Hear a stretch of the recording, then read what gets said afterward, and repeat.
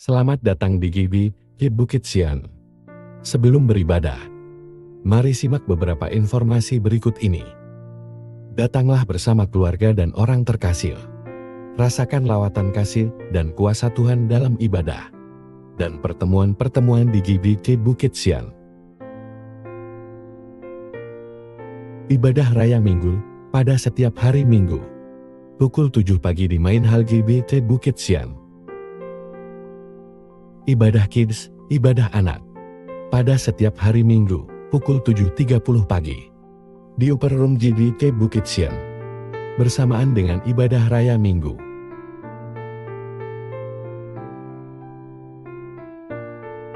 Ibadah Youth, ibadah pemuda.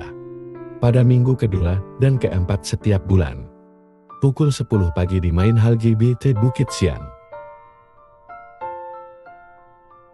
Doa malam, pada setiap hari Rabu, pukul 7 malam di Main Hall GBI Bukit Sion. Dan juga melalui Zoom dengan meeting ID yang tertera. Dana sosial Bukit Sion Family. Dengan Rp50.000 per keluarga setiap bulan.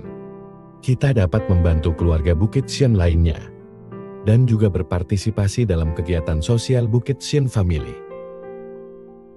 Pelayanan pastoral lainnya, seperti pelayanan keluarga, ibadah keluarga, doa khusus, konseling, pendampingan, dan bimbingan rohani. Dapat menghubungi tim Gembalo atau Majelis GBI Bukit Sion. Informasi lainnya akan disampaikan setelah ibadah selesai nanti. Selamat mengikuti ibadah sesaat lagi. Tuhan Yesus memberkati kita semua. Shalom. Puji Tuhan. Siap untuk memuji Tuhan? Haleluya.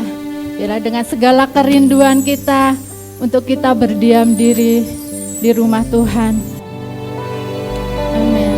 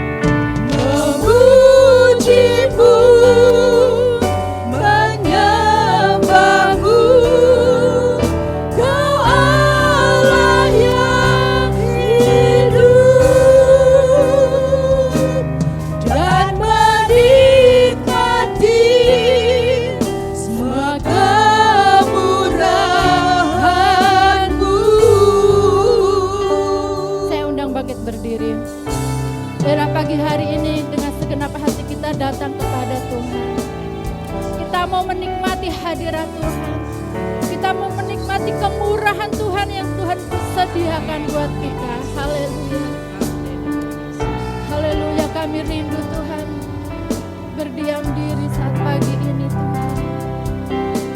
Kami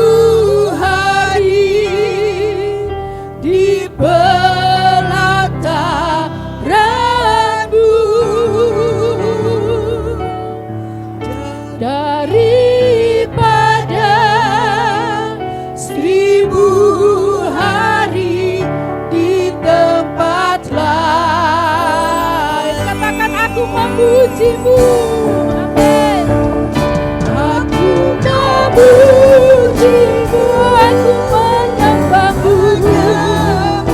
Haleluya. Kau Allah yang hidup dan menikmati semua kemurahan-Mu. Sekali lagi lebih baik satu hari di pelataran-Mu Tuhan. Saya undang Bapak Gembala akan maju ke depan untuk buka dalam doa. Amin. Satu hari di pelataran-Mu daripada 1000 hari di tempat lain.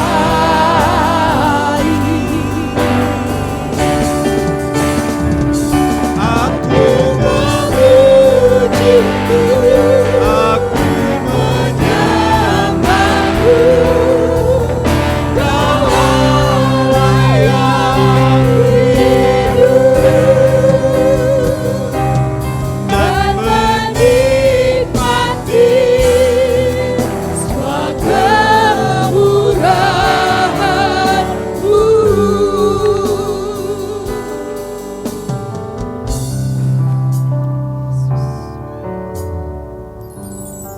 Pertolongan kami datang dari Tuhan yang telah menjadikan langit dan bumi. Berkat-berkat melimpah dari Allah Bapa, Putra dan Roh Kudus dicurahkan dengan berlimpah-limpah atas ibadah pagi hari ini, sehingga setiap jemaat menikmati bait Tuhan, setiap jemaat mendapatkan damai sejahtera dan sukacita, setiap jemaat merasakan hadirnya Tuhan dalam hidupnya. Terima kasih Tuhan, kami serahkan ibadah ini dari awal sampai selesainya pada Tuhan. Biar suasana sorga dicurahkan, kami memuji Tuhan dengan bersukacita, mendengar firman dengan hikmat, dan menikmati segala berkat dalam ibadah ini. Kami mulai ibadah alaskan doa di dalam satu nama, yaitu di dalam nama Tuhan Yesus Kristus, Juru Selamat dan Penebus kami berdoa. Amin. Silahkan duduk.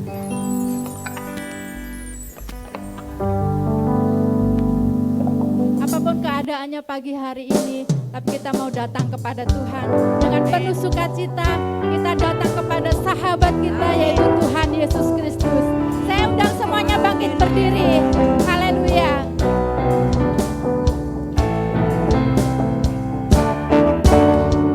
Kau satu penuh kasih, dua penuh hikmat, tiga penuh kuasa. Kau mulia, kau ada waktu suka, ada waktu duka. Kau setia dan selalu bersamaku. Kau membuatku tersenyum, membuatku tertawa, membuatku bahagia. Katakan, Yesus kaulah sahabat, selalu hadir setiap saat. Hatiku bergembira bersamamu, Yesusku. Kanan kiri ke depan, mari semua bergoyang, menari bergembira, sukacitaku dalam Kristus. Haleluya. Nanti kita ikutin gerakannya ya Bapak Ibu. Saat kita ke kanan, ke kiri, ke depan bergoyang dan kita menari buat Tuhan. Amin. Siap? Haleluya. Amin. Kau satu penuh kasih, dua penuh hikmat, tiga penuh kuasa.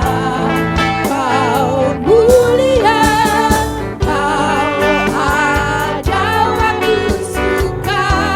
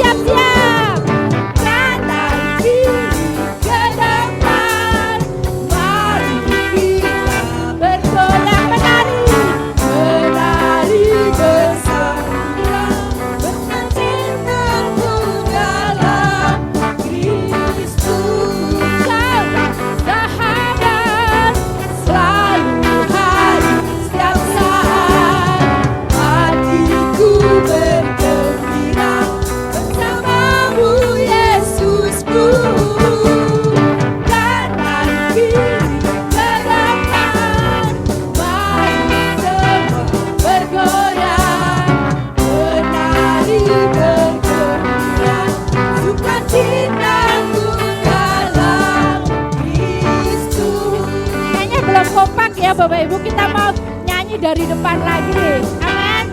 Semuanya kita bersuka cita karena Tuhan sahabat yang selalu ada buat kita. Amin. Haleluya.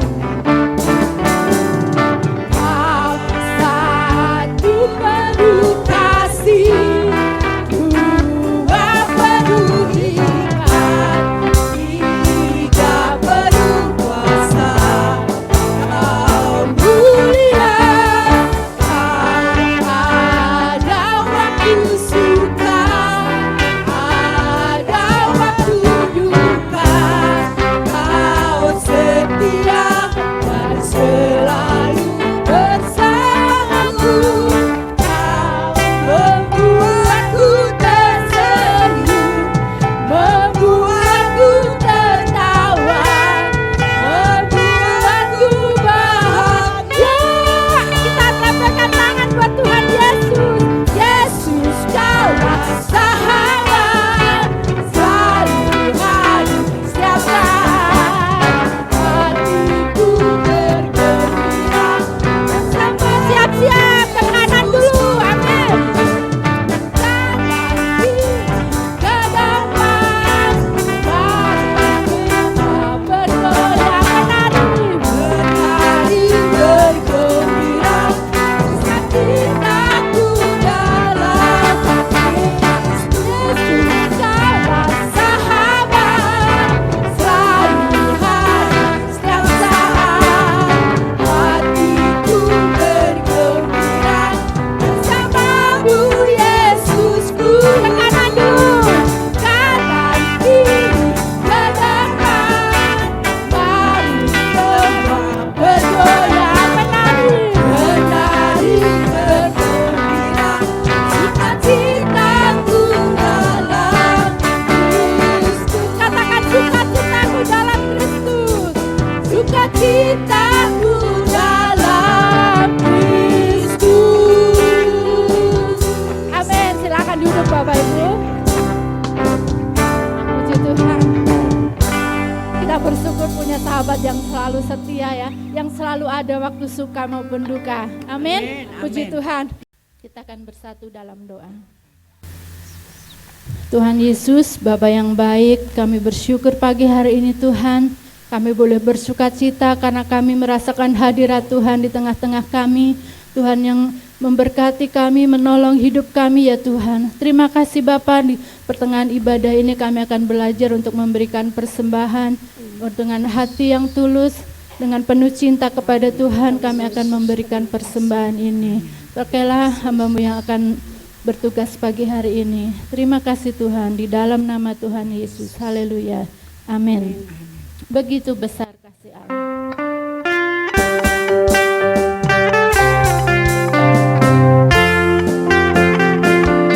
Begitu besar kasih Allah pada kita. Diberkatilah anak cucu kita di mana-mana. Allah mengubah miskin dan menjadikan kaya. Dia merendahkan dan meninggikan juga. Berbahagialah bagi orang yang percaya. Anak cucunya pasti tidak akan menghina-hina. Karena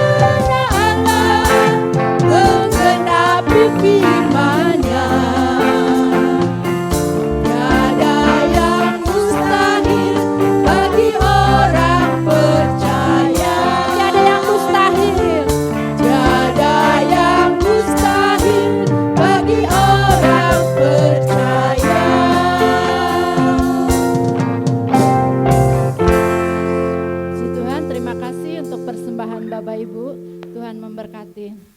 Datanglah kepadaku semua yang letih, lesu, dan berbeban berat. Tuhan yang akan memberikan kita kelegaan. Haleluya. Kita membuka hati dan hidup kita pagi hari ini.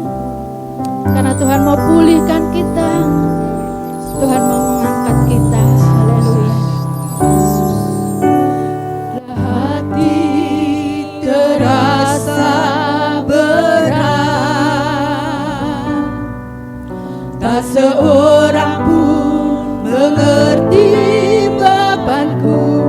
Ku tanya Yesus, apa yang harus ku buat?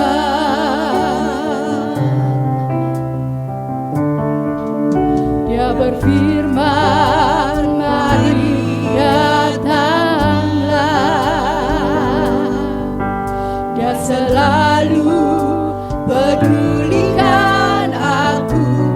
Ku datang Yesus, Dia pikul segala bebanku.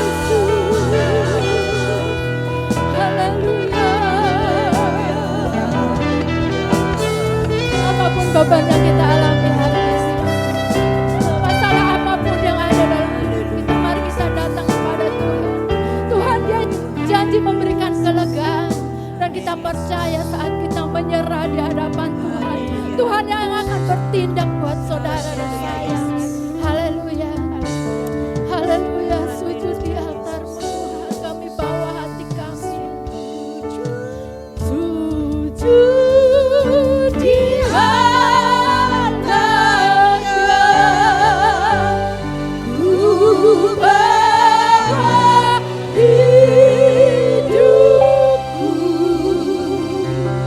ku terima anugerahnya, ya ampuniku dan bebaskanku, dia ubah hidupku,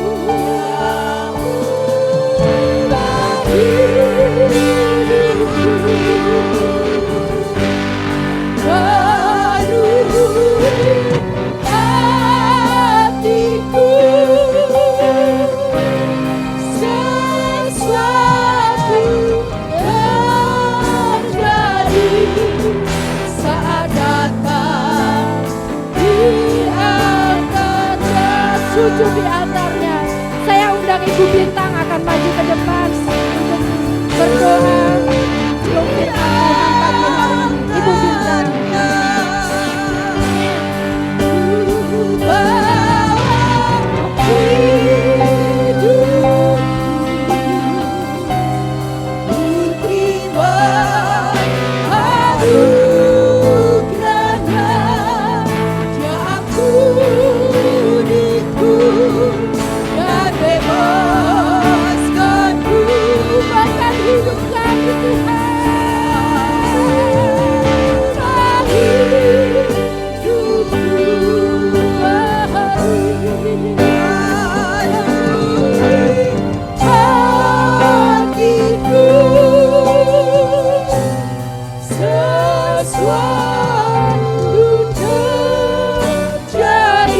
Mujizat terjadi, mujizat terjadi, pemulihan, pemulihan, kemenangan terjadi,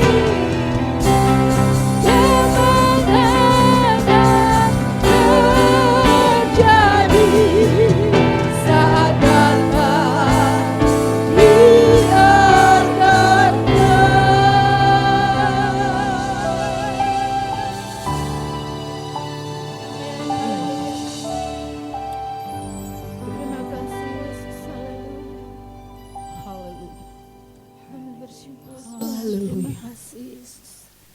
Segala puji syukur hanya bagimu Tuhan. Haleluya.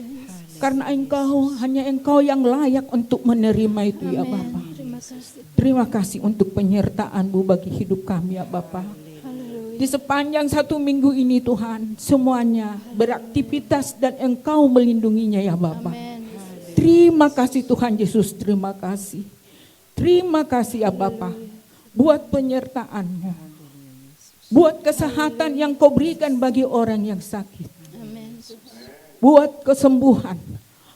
Buat kekuatan yang Kau berikan bagi orang yang lemah ya Bapa. Amin, Yesus. Terima kasih Tuhan Yesus. Terima kasih buat segala kebaikan. Haleluya. Haleluya. Anugerah-Mu itulah ya Tuhan yang kami terima. Haleluya. Itulah alasan kami berdiri sekarang di rumah-Mu ini ya Bapa. Amin, Tuhan. Supaya kami makin Engkau kuatkan. Amin. Supaya kami mau perlu Kau dewasakan ya Bapa. Terima kasih Tuhan Yesus, terima kasih kami bersyukur ya Bapa. Buat pagi hari yang indah ini Tuhan, kami bisa bersatu berkumpul di rumah-Mu ini ya Bapa. Dengan cinta kasih yang datang dari-Mu ya Tuhan. Berkati semuanya ya Bapa. Jamah semua pribadi, lewat pribadi ya Bapa. Terima kasih Tuhan Yesus buat berkat-Mu pagi hari ini. Sebentar lagi ya Bapa, kami mau duduk diam. Kami mau mendengarkan sabda firman-Mu Tuhan. Karena kami tahu sabda itu adalah kekuatan bagi kami. Di dalam firman-Mu itu Tuhan ada peringatan buat kami. Dan ada kebenaran. Dan menuntun kami ke jalan yang benar.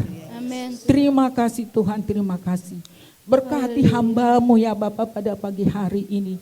Yang begitu setia bekerja di ladang-Mu ya Bapa.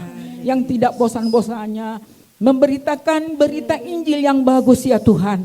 Sehingga kami dapat mengalaminya ya Tuhan dengan perubahan dalam diri kami. Terima kasih ya Bapa, terima kasih. Berkati di setiap aktivitasnya ya Bapa. terlebih kesehatan yang Kau berikan ya Bapa. Terima kasih. Begitu juga saudara-saudara kami terkasih ya Tuhan. Ibu-ibu yang tangguh ini Tuhan melayani-Mu pagi hari ini. Berkati dalam rumah tangganya. Berkati di saat mendidik anaknya ya Bapa. Begitu juga anak muda yang setia melayani-Mu ya Bapa. Berkati mereka di perkuliahannya, di sekolahnya. Karena mereka adalah milik-Mu, masa depannya ada di tangan-Mu ya Bapa.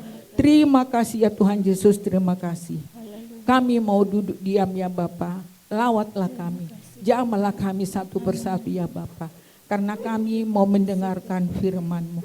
Hanya dalam nama anak-Mu, Yesus Kristus Juru Selamat kami. Amin. Amin. Silakan duduk dan selamat mendengarkan firman Tuhan yang akan disampaikan Bapak Gembala. Selamat pagi Bapak Ibu Saudara. Ya, baik, sama-sama kita baca Alkitab 1 Raja-Raja 19 ayat 1 sampai 8. Baik, kita sama-sama berdiri. Ketika Ahab memberitahukan kepada Isabel segala yang dilakukan Elia dan perihal Elia membunuh semua nabi itu dengan pedang, maka Isabel menyuruh seorang suruhan mengatakan kepada Elia, beginilah kiranya para ilah menghukum aku, bahkan lebih lagi daripada itu. Kira pada waktu aku tidak membuat nyawamu sama seperti nyawa seorang. maka takutlah ia lalu bangkit dan pergi menyelamatkan nyawanya, dan setelah sampai ke Berseba yang termasuk wilayah Yehuda, ia meninggalkan bujangnya di sana. Tetapi ia sendiri masuk ke dalam pedang lari perjalanan jauhnya, lalu duduk di bawah sebuah pohon arar. Kemudian ia ingin mati, katanya, cukuplah itu, sekarang ya Tuhan, ambillah nyawaku, sebab aku ini tidak lebih baik daripada nenek moyangku. Sesudah itu ia berbaring dan tidur di bawah pohon arar itu. Tetapi tiba-tiba seorang malaikat menyentuh dia serta berkata kepadanya, bangunlah, makanlah. Ketika ia melihat sekitarnya, maka pada sebelah kepalanya ada roti bakar dan sebuah kendi berisi air. Lalu ia makan dan minum, kemudian berbaring pula. Tetapi malaikat Tuhan datang untuk kedua kalinya dan menyentuh dia serta berkata, bangunlah, makanlah, sebab kalau tidak perjalananmu nanti terlalu jauh bagimu. Sama-sama. Maka bangunlah ia, lalu makan dan minum, dan oleh kekuatan makanan itu ia berjalan 40 hari 40 malam lamanya sampai ke gunung Allah, yakni gunung Horeb. Amin. Dipersilakan duduk. Berbahagialah setiap orang yang telah membaca, mendengar dan melakukan firman Tuhan. Tuhan Yesus memberkati. Hari ini saudaraku, bicara tentang perhentian. Tuhan hadir saat Elia depresi. Ya. Tuhan hadir saat Elia depresi. Pertanyaannya, saudara pernah mengalami depresi? Ini benar-benar sangat keseharian hidup kita, saudaraku, tentang khotbah ini. Pernah gak mengalami? Mungkin tidak, ya. Tapi ada di bawahnya. Di bawah depresi itu ada namanya stres. Nah, kalau stres, ya, gitu ada ya, ada. Jadi stres dulu, baru depresi. Kalau sudah depresi, lewat sedikit lagi, jadi bundir. Jadi tahapannya seperti itu. Saudaraku, hidup bukanlah drama satu babak. Tetapi ada banyak babak kehidupan yang harus dilalui. Ya. Ada babak waktu kita kecil, sekolah, dewasa muda, tua. Nah, mungkin kalau dari lahir sampai katakanlah anak youth gitu ya, nggak terlalu banyak babaknya. Tapi kalau sudah di tingkat dewasa, dewasa muda, terus tua, ada yang berbabak-babak hidupnya. Ya, ada banyak episode di sana, saudara-saudaraku. Terkadang ada babak kehidupan yang begitu bahagia, bahkan terasa sampai ke langit tingkat ke-7. Wih, bahagia banget ya. Nah, saudaraku, tapi di bagian lain, saudaraku, di babak yang lain ada berbagai masalah yang harus dihadapi.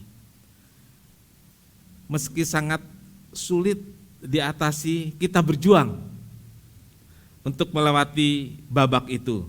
Bahkan sangat mungkin pada babak yang ini, saudaraku, pada babak yang berat dan sulit ini, kita bisa sampai babak belur.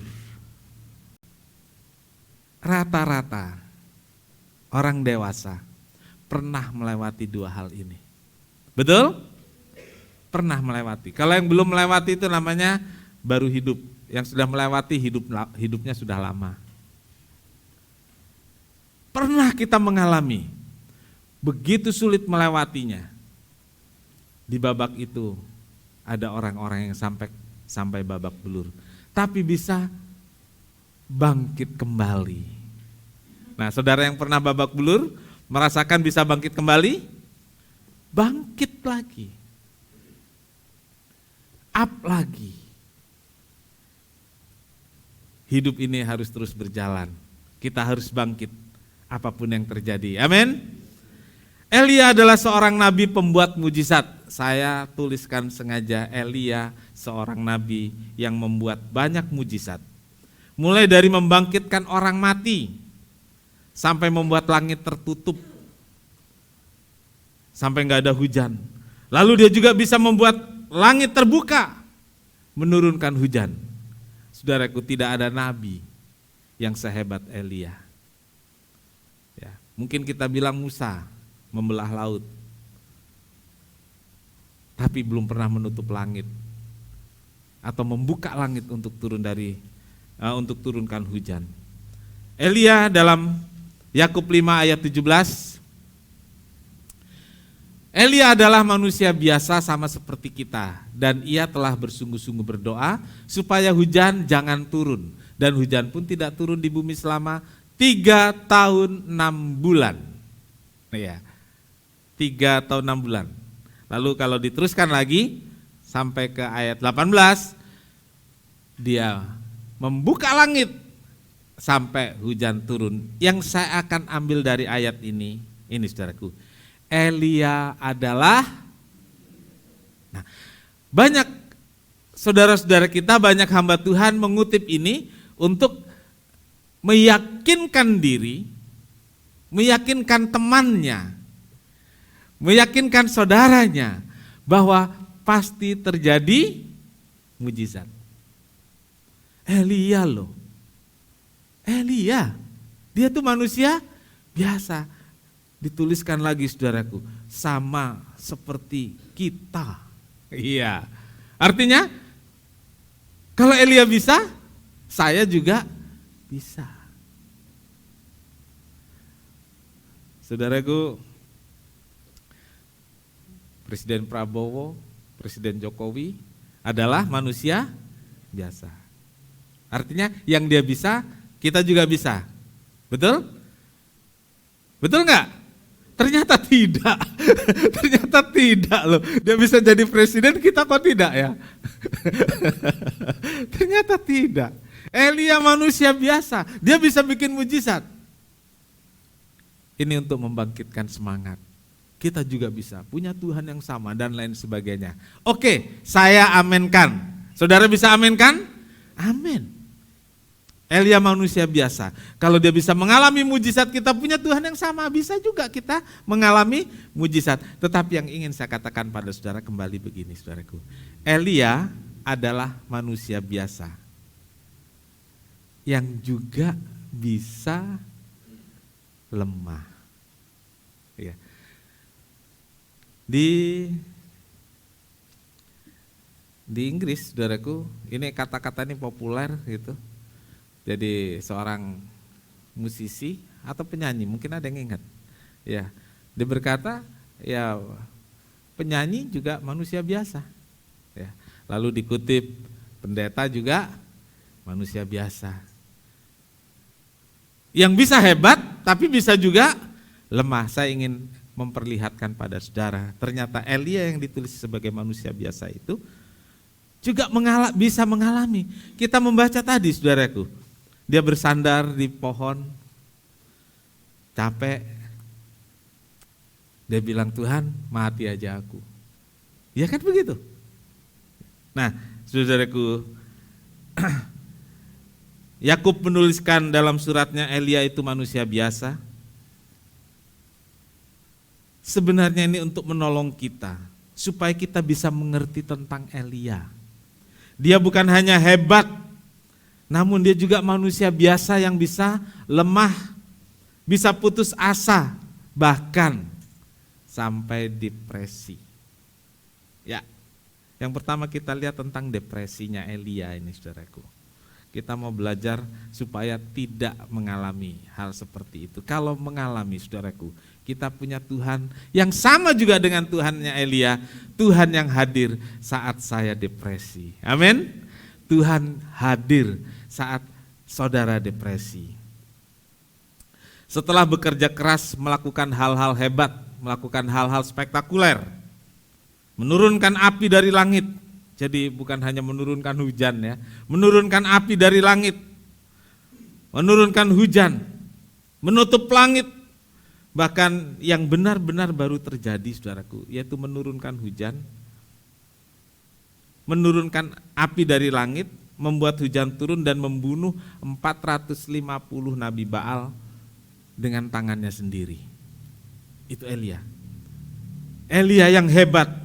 Ya. Tetapi saudaraku, Elia melarikan diri karena takut pada ancaman bahwa dia akan dibunuh oleh seorang wanita. Bayangin 450 pria dia sembelih di sungai, saudaraku. Begitu ada cewek ngomong satu orang, ada cewek satu ngomong, lari ke birit-birit. Ini hebatnya cewek, saudaraku. Kok diam semua? Ya gara-gara hebatnya cewek, saudaraku. Dia mengambil keputusan yang salah. Seluruh dunia jatuh dalam dosa. Itu cewek yang ambil keputusan. Makanya sekarang ini, saudaraku, kalau istri-istri ditanya suaminya, dia nggak mengambil keputusan, terserah papa gitu. Jadi saudaraku, ini si Elia yang hebat, 450 orang disembelih dengan tangannya sendiri. Waktu Ratu Eliseba bilang, saya bunuh kamu. Dia lari, saudaraku. Lari, dia masuk hutan. Saya ulangi di 1 Raja-Raja 19 ayat 4, saya baca, tetapi ia sendiri masuk ke padang gurun sehari perjalanan jauhnya. Jadi udah bareng-bareng nih sama bujangnya, sama pembantunya dia waktu itu. Lari sudah jauh, lalu si pembantu ini, si bujang ini suruh, kamu di sini aja. Nah, dari titik itu, saudaraku, dia jalan sepanjang hari. Saudaraku, kalau jalan sehari, saudaraku, itu berapa kilo kira-kira? 1 jam 4 kilo. Ya. Sehari katakanlah 8 jam. 8 kali 4 32 kilo. Ya. Kalau dari matahari terbit sampai matahari terbenam itu berapa? 12 jam. Ya, kali 4, hampir 50 kilo. Ya, 48 50 kilo. Jalan sepanjang hari. Terus jalan biasa sama jalan orang takut beda, kan gitu ya. Lebih cepat gitu. Bisa 50 sampai 60 kilo dia jalan. Dari sini ke Serang, sekarang gampang, saudara, sejam nyampe. Ya, tidak demikian pada masa itu, saudaraku. Itu jauh dan hutan. Dia ditulis di sini, padang gurun. Ia masuk ke padang gurun sehari perjalanan jauhnya. Lalu di sana ada sebuah pohon ara. Kemudian ia ingin mati, katanya. Cukuplah itu, sekarang ya Tuhan, ambillah. cabutlah nyawaku. Ya. Ayo, ada yang pernah ngomong? Kalau batin banyak. Kalau batin tau batin apa ya? Di hati ya. Nah, di hati banyak, saya tahu kok. Tapi kalau sampai ngomong, ayo. Wah, itu kan udah parah sekali ya. Udah berat sekali. Elia itu lakukan itu, saudaraku. Jadi ini udah sampai tahap yang namanya depresi. Bukan cuman stres, saudaraku. Saudaraku, ucapan Elia bahwa ia ingin mati adalah ungkapan keputusasaan, ungkapan depresi. Tidak kuat menghadapi kenyataan yang tidak sesuai dengan harapan. Ya, orang putus asa, orang depresi itu karena kenyataan tidak sama dengan harapan. Nggak sama gitu. Kalau harapan selalu sama, hidup bahagia terus. Tapi seringkali yang kita hadapi bahwa harapan itu tidak sama dengan kenyataan. Nggak sama. Saudaraku, terjadi pada Elia hal seperti itu. Terjadi juga pada kita. Bahkan tiap kali kita menemukan dalam hidup ini kenyataan-kenyataan yang enggak sama dengan harapan. Beberapa sesuai dengan keinginan, beberapa sesuai dengan harapan. Tetapi banyak juga yang tidak seperti kita harapkan.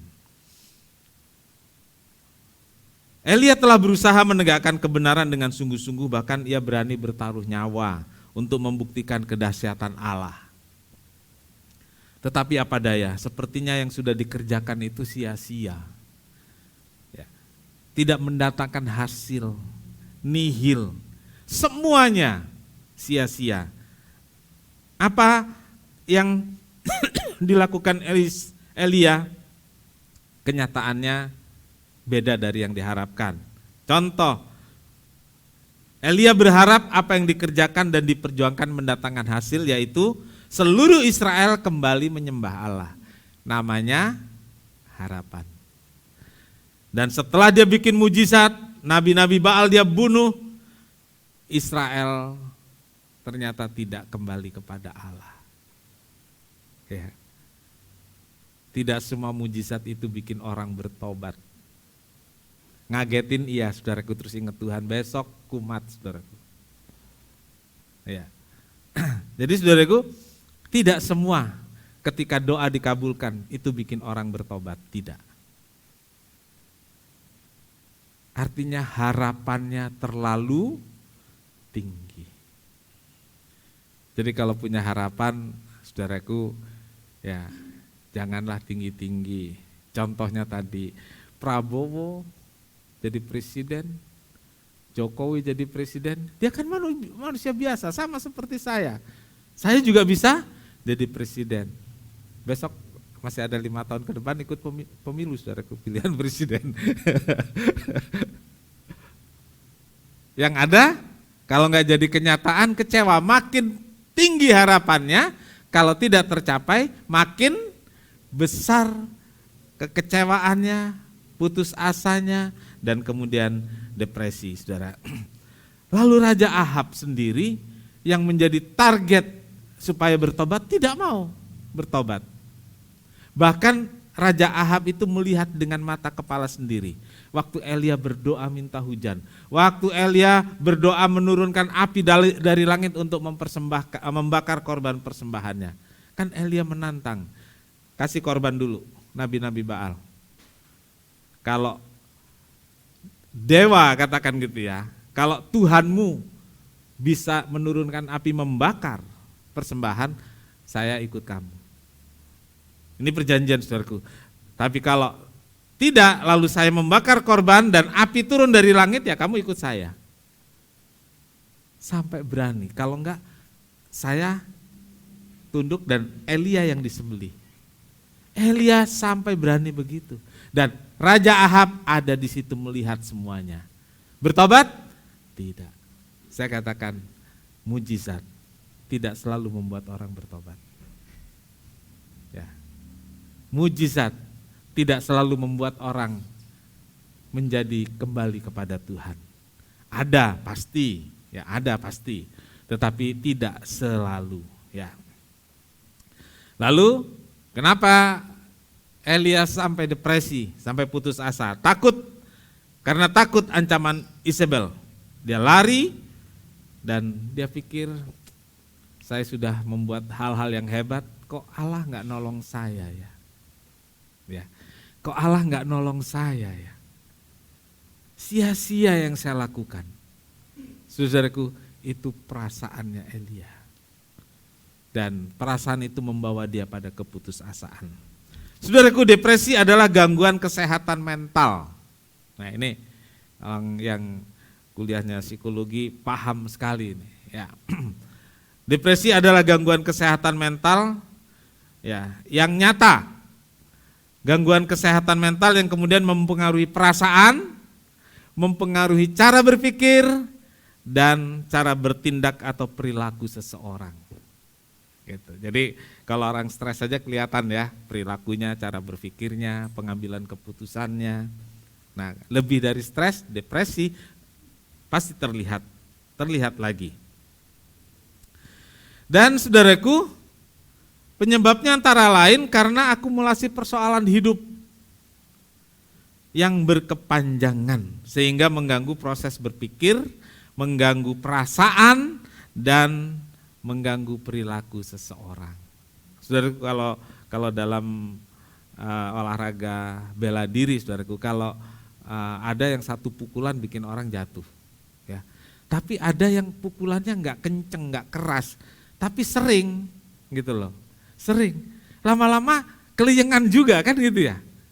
Nah kadang-kadang dalam hidup ini ada satu pukulan yang keras. Biasanya kita siap-siap ya. Tapi ada yang dikit, terus lama-lama menjadi, kalau udah lama numpuk. Dan yang harus diperhatikan dan diwaspadai adalah bahwa persoalan yang kita hadapi itu bukan silih berganti. Ganti pemahaman itu, saudaraku. Ya, saya menghadapi persoalan yang silih berganti. Enggak, saudaraku. Kita kenyataannya menghadapi persoalan yang bertambah-tambah. Mana yang benar kalimatnya? Yang silih berganti atau yang bertambah-tambah? Ya? Yang terjadi adalah yang satu belum selesai. Benar ya? Iya. Kalau dulu saya senang berkata kita menghadapi persoalan yang silih berganti. Artinya satu selesai, baru datang. Nah, kenyataan yang dihadapi tidak begitu. Yang satu belum selesai, yang lain apa? Nah itu yang benar, yang lain udah ngantri, saudaraku ya. Bukan cuma datang satu, ngantri. Nah itu yang sebenarnya membuat seorang jadi nggak kuat. Ya. Dikit, pukulan yang pelan, nggak terlalu keras. Kalau 10-20 kali, puyeng juga kan? Jadi jangan anggap enteng persoalan kecil. Cepat selesaikan. Yang paling sulit kita itu ngomong, ya udahlah. Itu yang paling sulit, saudaraku. Karena kalau bilang ya udahlah itu unsurnya banyak, memaafkan atau mengampuni, ya, mengalah, apalagi itu ngomong ya udahlah itu paling sulit, saudaraku, paling sulit. Kita lebih banyak menuntut dan itu membuat tambah berat beban hidup. Yang terjadi pada Elia bisa terjadi pada siapa saja, termasuk terjadi pada saya dan saudara. Bisa terjadi pada anak-anak kita, bisa terjadi pada suami, bisa terjadi pada istri, bisa terjadi pada siapa saja. Bahkan kita sebagai orang percaya bisa mengalami apa yang dialami Elia. Elia seorang nabi besar, pembuat mujizat, dan dia bisa mengalami itu semua. Nah, saudaraku, saya mau memberitahu saudara dalam khotbah ini, jika hal itu terjadi, putus asa atau depresi itu terjadi dalam hidupku dan hidupmu, Tuhan pasti menolong. Amin. Tuhan mau hadir dalam hidupmu. Ya. Tuhan tidak membiarkan.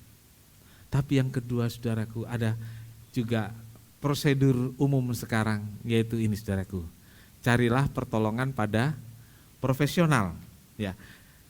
Carilah konselor profesional. Sekarang banyak itu.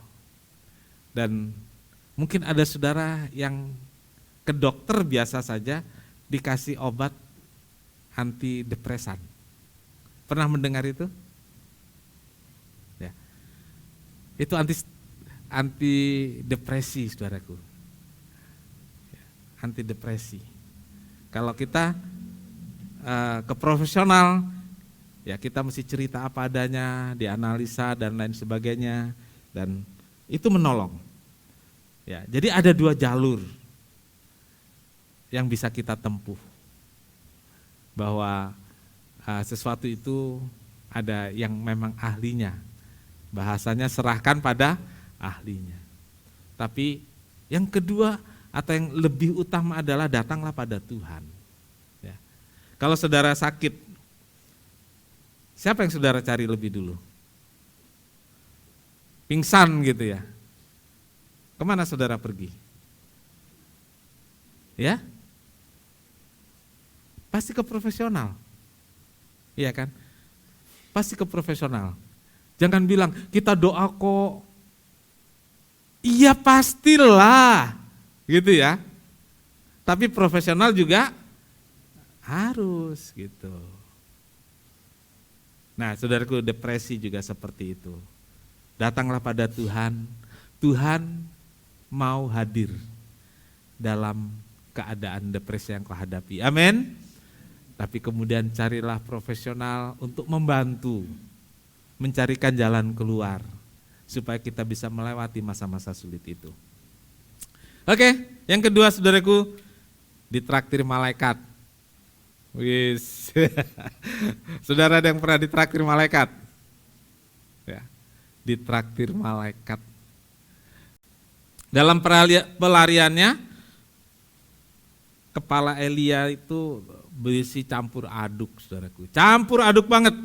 Ya. Banyak hal ada di kepalanya.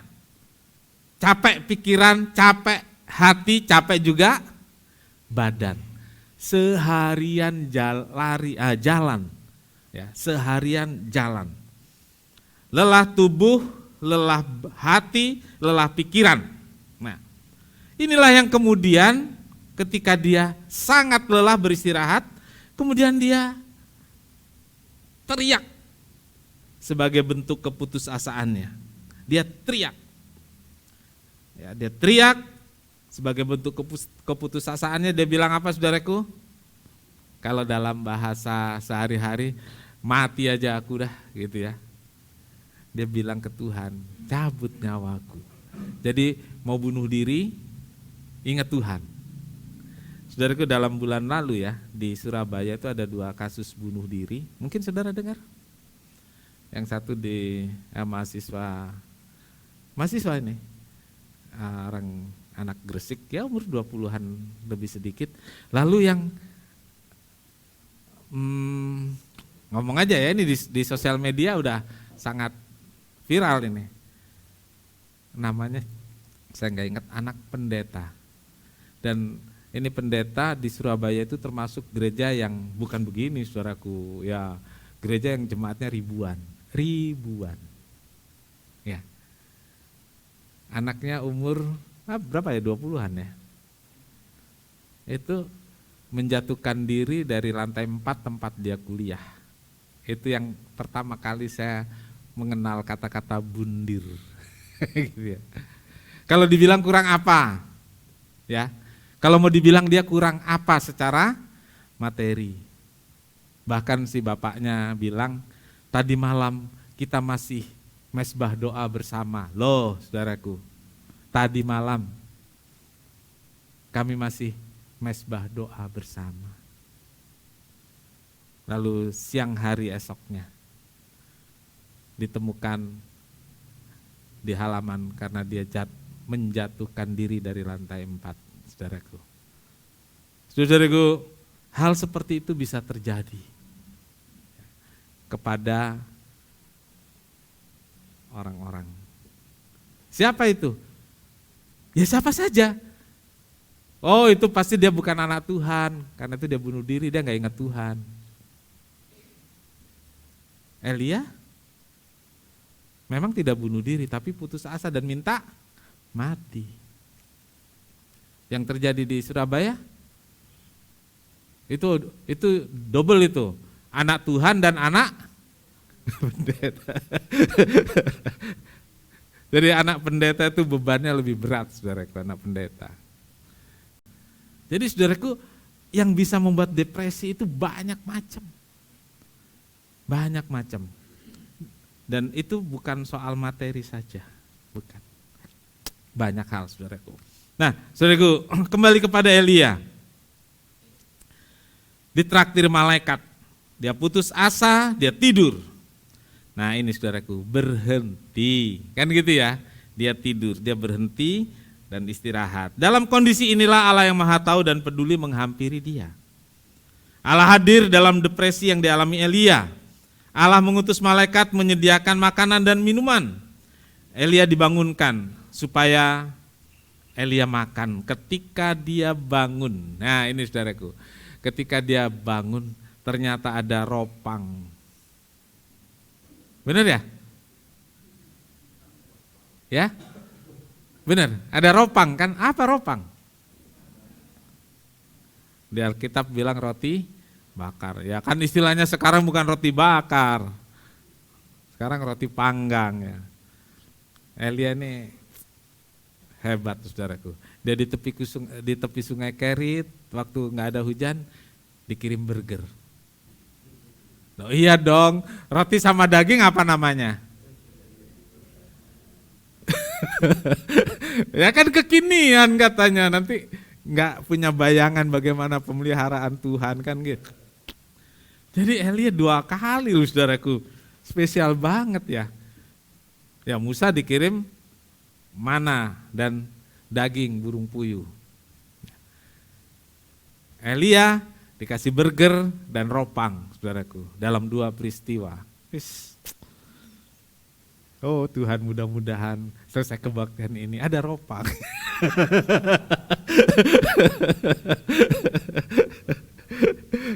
Saudaraku, dalam keadaan capek, lapar, dibangunkan, dia lihat di samping kepalanya ada roti bakar, di samping kepalanya ada minuman, dia makan.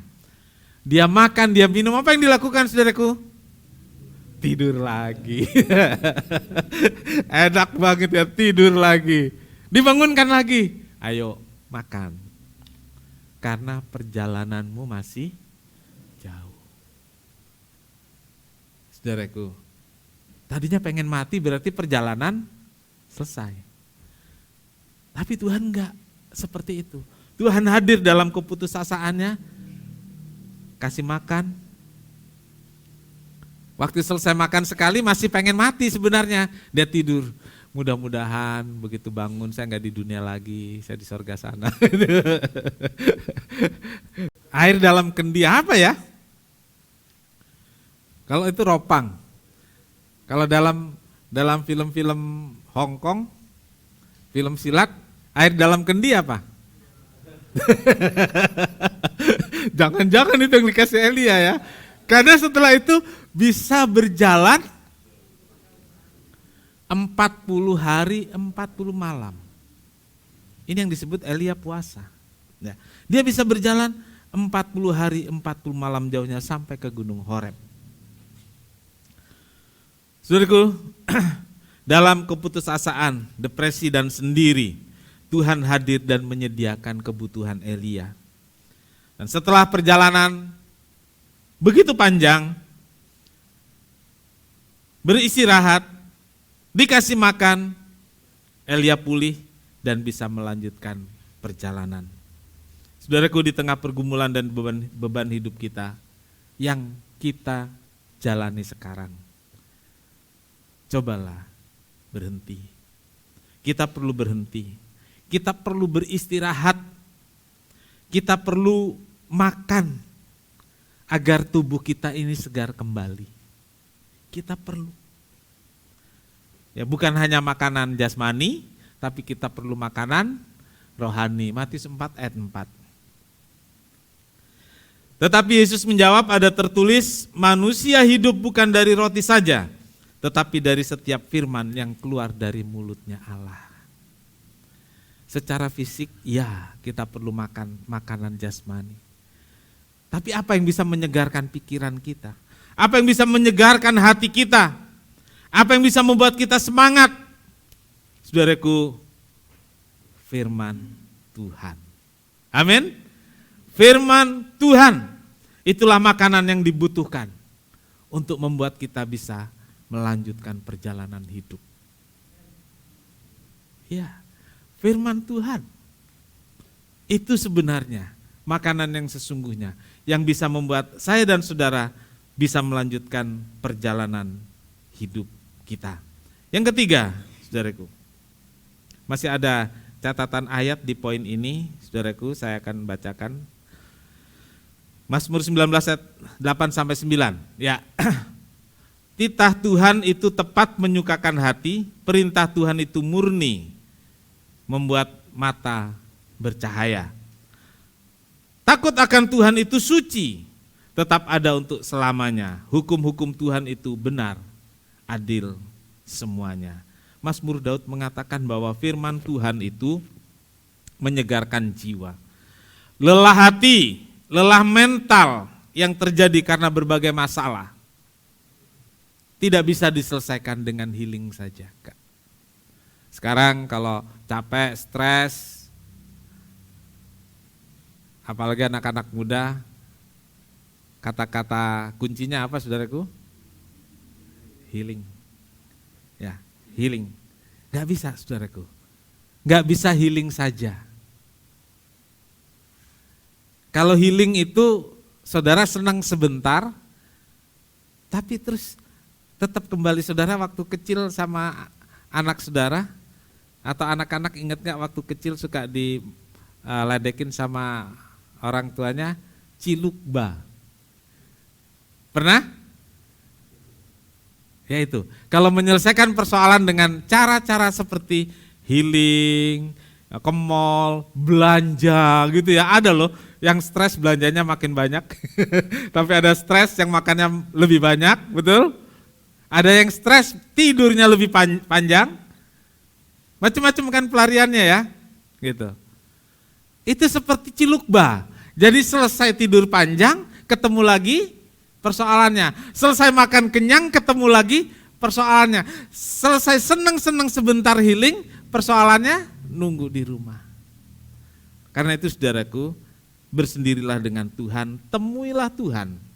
Firman-Nya akan menyegarkan kita, memulihkan kita, memberi kita kekuatan untuk bisa menghadapi berbagai permasalahan. Yang ketiga, tugas baru dengan semangat baru.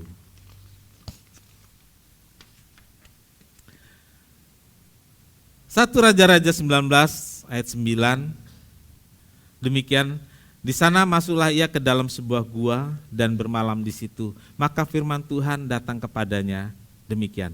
Apakah kerjamu di sini, Elia? Lalu firman Tuhan kepadanya ayat 15. Pergilah, kembalilah ke jalanmu melalui padang gurun ke Damsik, dan setelah itu engkau sampai, engkau harus mengurapi Hazael menjadi raja atas Aram, juga Yehu cucu Nimsi haruslah kau urapi menjadi raja atas Israel, dan Elisa bin Safat dari Abel Mehola harus kau urapi menjadi nabi menggantikan engkau. Jadi setelah makan dan minum, Tuhan bilang apa? Sebab perjalanan masih jauh. Dia lanjutkan perjalanan bukan 1 hari, tapi 40 hari dia jalan. Kalau tadi bisa 50 kilo 1 hari, 40 hari bisa berapa itu? Kalau sehari bisa 50 kilo. Kalau 4 hari 200. Kalau 40 hari 2000. 2000 itu Anyer Panarukan, bukan Surabaya. Anyer Panarukan udah dekat penyeberangan Bali sana. Pulang pergi. Kalau Sumatera itu dari Bakauni udah mau sampai Medan itu, saudaraku. jalan kaki 40 hari. Dan dia capek lagi saudaraku. Tapi dia tidak putus asa. Dia istirahat di satu gua. Nah di situ Tuhan temui, Tuhan tanya, "Hei Elia, apa kerjamu di sini?" Emangnya Tuhan nggak tahu dia jalan, nggak ngerjain apa-apa. Tapi Tuhan tanya, "Apa kerjamu di sini?" Saudaraku, kadang-kadang Tuhan itu menegur dengan cara yang sepertinya nggak biasa. Ya. Kalau kita berkunjung ke rumah orang di jam makan, biasanya saudara ditanya apa saudaraku? Ya, udah makan belum? Saudara pasti bilang, walaupun lapar. Kan gitu ya? Itu namanya to the point. Yang satunya to the point, yang satunya pura-pura.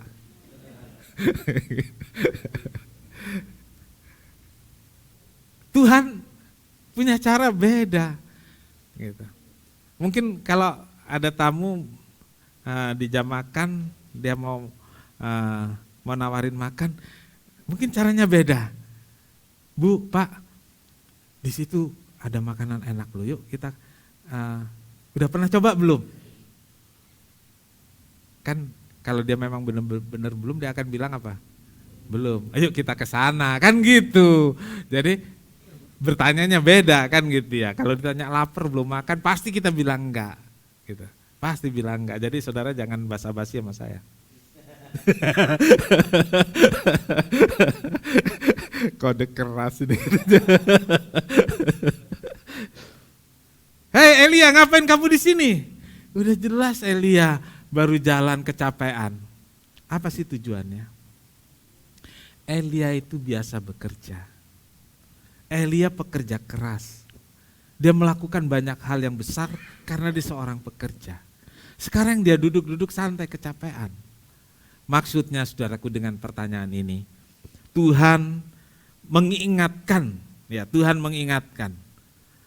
tentang tugas kenabiannya Elia. Ini saudaraku. Tuhan ingatkan saja bahwa kamu itu seorang nabi. Kamu punya pekerjaan yang harus kamu kerjakan. Jangan duduk-duduk, tidur-tidur di situ. Itu cara Tuhan. Tuhan gak bilang, enak aja kamu kan nabi, ayo kerja. Enggak, saudaraku. Tuhan cuma tanya, ngapain kamu di situ? Mengingatkan tugas kenabian. Ya, tugas sebagai nabi. Memang ada tugas yang sudah dikerjakan. Mungkin Elia berpikir banyak tugas yang saya kerjakan. Tapi Tuhan masih tanya, apa kerjamu di sini? Artinya, selain yang sudah dikerjakan, masih ada yang harus dikerjakan. Saudaraku, dalam hidup kita, mungkin kita juga sudah merasa banyak melakukan. Sudah melaksanakan, sudah memenuhi tanggung jawab kita. Yang orang tua, dia sudah memenuhi tanggung jawab sebagai orang tua. Dia sudah merasa, anak-anakku sudah selesai kuliah, anak-anakku sudah menikah semua. Ya udahlah, mati aja aku. Kan enggak gitu ya? Enggak ya? Enggak lah. Tapi ada yang begini, semua udah selesai, ya udahlah. Saya di rumah saja menikmati. Kan ada yang begitu. Padahal selama kita hidup, selalu saja ada tugas yang harus kita kerjakan. Ada. Entah apa itu, ada. Tinggal kita mau melihat itu sebagai tugas kita atau bukan. Gitu. Ada orang yang pensiun, dia habiskan di rumah karena merasa sudah pensiun. Tapi ada orang yang sudah pensiun, dia cari kerjaan apa saja. Tidak ada yang selesai selama kita masih hidup. Elia diberi tugas baru. Kita baca tadi, urapi Hazael, lalu cari yang namanya Elisa, biar dia jadi penggantimu. Tugas baru dan dikerjakan oleh Elia dengan semangat baru. Selalu ada tugas baru yang harus dikerjakan. Selalu ada pekerjaan menanti kita. Tetapi saudaraku, jika lelah, marilah berhenti. Beristirahat, jumpailah Tuhan, agar saudara dan saya disegarkan kembali oleh firman Tuhan. Amin. Berhenti, istirahat. Dan salah satu tempat kita berhenti, salah satu shelter tempat kita beristirahat adalah gereja ini. Iya. Saudaraku, saya baru saja melihat video. Saudara juga nanti bisa cari Dr. Tirta. Ya. Itu orangnya menurut saya selengehan. Oh iya kan, orang yang ngomong ngecablak gitu, padahal dia intelektual ya. Tapi saya perhatikan saudaraku, yang diomong selalu benar. Selalu benar. Dan satu yang saya mau sampaikan pada saudara, dia tanya ke temannya, pernah gak kamu ngopi sendirian? Enggak. Ya ngopi sama teman-teman, betul? Ngopi sama teman-teman ya. Dia bilang apa? Perlu waktu sendiri ngopi. Ya. Mau setengah jam, mau 1 jam, perlu waktu sendiri. Di situ kita bisa periksa diri kita bisa melegakan pikiran. Iya, saya pikir ini orang ya, ini bener banget. Dia teruskan lagi, itu makanya katanya, orang Kristen, wah ini saudaraku, saya langsung tertarik nih sama Dr. Tirta ini. Orang Kristen ke gereja sekali seminggu, perlu waktu sendirian. Orang Islam Jumat ke masjid, perlu waktu sendirian. Saudaraku, saya pernah khotbahkan, pernah renungan waktu COVID bersendiri dengan Tuhan. Ya. Ternyata saudaraku, bukan hanya secara rohani, Kristen itu dibicarakan, seorang dokter medis, dia memberitahu ke publik bahwa perlu waktu sendirian. Ya kalau ngopi mungkin sendirian lah ya. Kalau sesekali ajak teman dan saya bersedia saudaraku. Hari ini saudara sedang bersendiri dengan Tuhan. Amin. Saudara boleh cerita stres saudara pada Tuhan.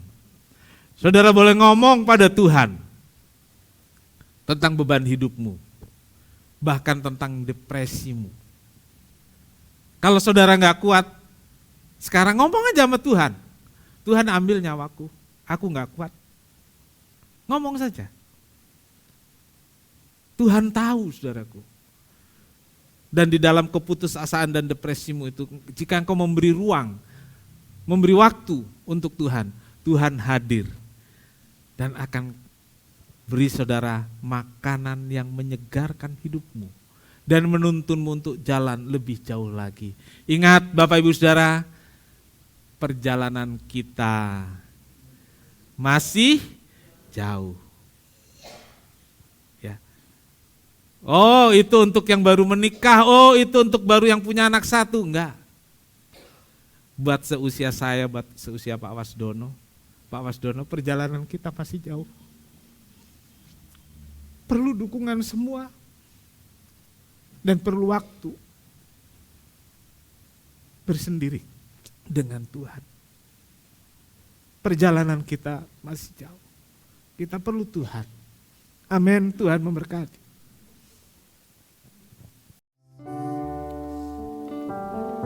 Yesus satu-satunya alasan kenapa kita masih hidup sampai sekarang. Dia yang membekali kita seperti membekali Elia dengan roti dan minuman. Dan bekal itu membuat kita bisa terus berjalan. Sebab perjalanan saya, perjalanan saudara masih jauh. Kita nggak tahu berhenti di kilometer berapa. Tapi yang penting kita perlu beristirahat, perlu berhenti. Bahkan ketika beban seberat apapun, berhentilah. Jumpai Tuhan. Tuhan pasti mengirim malaikat Tuhan kirim malaikat untuk menolong saya dan saudara. Sebab perjalanan masih jauh.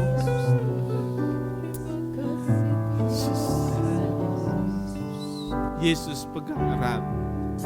Yesus pegang erat tanganku. Ku tak dapat hidup di luar kasih-Mu, Bapa. Jangan tinggalkan aku. Engkau alasan selamatku.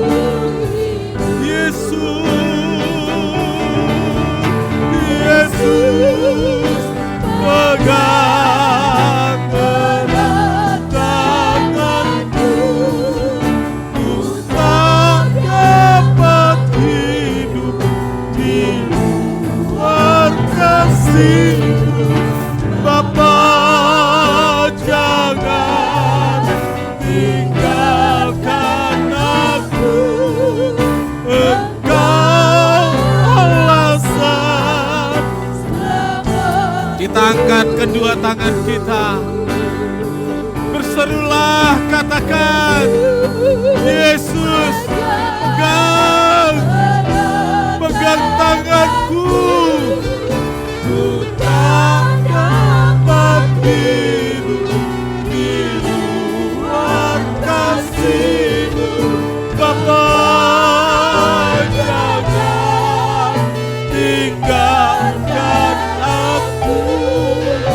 Engkau alasan selamatku hidup.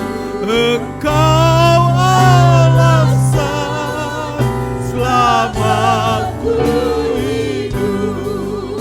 Engkau alasan selamatku hidup.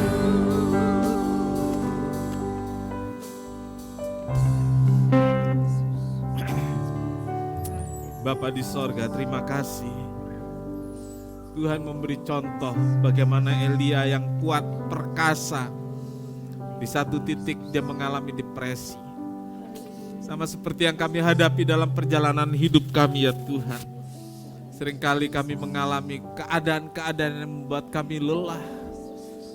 Lelah pikiran, lelah hati, lelah mental. Tapi kami bersyukur ada Tuhan yang mengerti kami.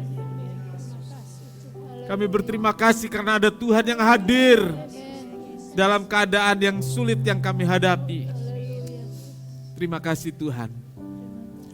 Biarlah firman-Mu ini menolong kami untuk datang pada Tuhan di tengah kesulitan hidup, bahkan yang ketika kami sampai pada titik depresi. Kami bersyukur bisa meluangkan waktu untuk bersendiri dengan Tuhan. Karena Tuhan memberi kami roti dan minuman untuk membuat kami bisa kuat berjalan. Sebab perjalanan kami masih jauh. Kami menyadari itu, kami perlu Tuhan senantiasa. Berkati anak-anak-Mu, kuatkan dan teguhkan senantiasa. Bapa di sorga, terima kasih banyak buat berkat dan pertolongan Tuhan yang luar biasa pada hari ini. Kami bisa beribadah, beristirahat, bersendiri dengan Tuhan, menikmati Tuhan dalam hidup kami. Terima kasih buat roti dan air yang disediakan. Terima kasih buat firman dan Roh Kudus yang Kau berikan dan membuat kami bisa sanggup berjalan, melanjutkan hidup karena perjalanan kami masih jauh. Terima kasih Tuhan, terima kasih. Berkati korban persembahan anak-anak-Mu, balas berlipat ganda, Tuhan dimuliakan. Terus Tuhan dikembalikan, biarlah itu menjadi bentuk ketaatan dan cinta kepada Tuhan, dan berkat Tuhan melimpah-limpah dalam hidup anak-anak-Mu yang memberikan apa yang Tuhan punya, yaitu sepersepuluhannya. Terima kasih Tuhan. Buat Pastor Gisel yang kurang sehat, Tuhan Yesus ulurkan tangan-Mu, sembuhkan dari diare dan sakit kepala, sehingga sehingga dengan tubuh yang sehat bisa melayani dan melakukan banyak hal untuk Tuhan. Terima kasih Tuhan. Tuhan memberkati Engkau dan melindungi Engkau. Tuhan menyinari Engkau dengan wajah-Nya dan memberi Engkau kasih karunia. Tuhan menghadapkan wajah-Nya kepadamu dan memberi Engkau damai sejahtera. Terima kasih. Terimalah berkat dan damai sejahtera dari Allah Bapa, kasih karunia dari Tuhan Yesus serta persekutuan Roh Kudus serta kita sekarang sampai selamanya. Doa kami alaskan di dalam satu nama, yaitu di dalam nama Tuhan Yesus